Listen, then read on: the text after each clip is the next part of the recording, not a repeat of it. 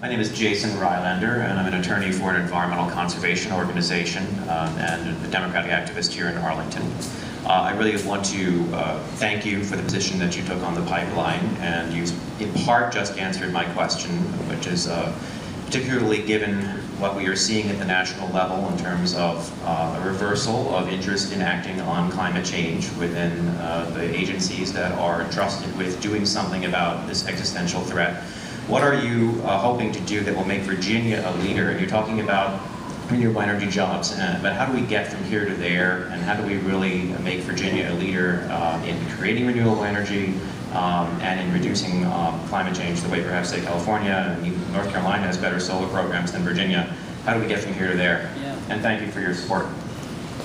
Thank you. We just lost the robotics club. They did tell us that they had to leave early, so that was not personal. But if people want to move in, they certainly can. So on the clean energy jobs of the future, I think this really is a matter of leadership. You have to not accept the status quo. The tug to the status quo is always going to be so strong. And it's particularly strong in a state where, despite all of our partisanship, despite all of our divisions, the single biggest political donor to both parties is Dominion power.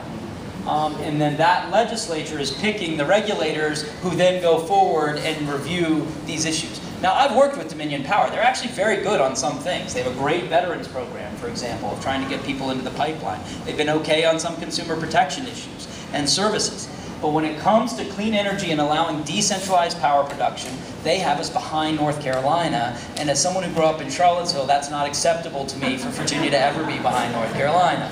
Now, with the renewables, what you saw there was they had gotten far enough along in North Carolina that even when the right-wing governor was able to do all this other crazy stuff, one of the firewalls was on renewable energy. Today, there are more Americans employed in the clean energy sector than in the fossil fuel sector. And what ultimately most elected officials care about is those jobs in their district. But it has to be leadership, it has to be a willingness to shake up the status quo. I think the pipelines are one example of that, but it should just be the beginning. I think there are great opportunities for us to scale up wind power, both potentially in the Bay and also in some of the valley areas or mountain areas. And I think we have good coalitions on this. I do not find nearly as much pushback from my conservative brothers and sisters in those areas to clean energy as long as you can show that we're building and making stuff and putting people to work.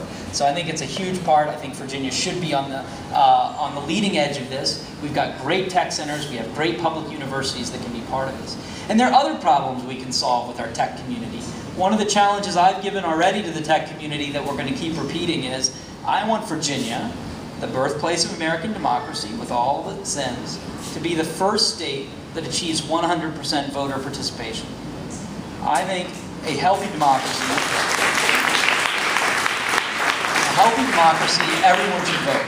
And the fact that, in 2017, we're still largely voting the way people did in the 18th century, where on a particular day you get into your horse and buggy and go down a cobblestone street to a place and cast that vote, is ridiculous. And obviously the Republicans, for political reasons, have made it harder and harder and harder to vote. I will certainly continue Governor McAuliffe's great leadership on voter restoration, but we need to be thinking even beyond that to how we make it as easy as possible for people to vote, because I think our Commonwealth will be healthier with that.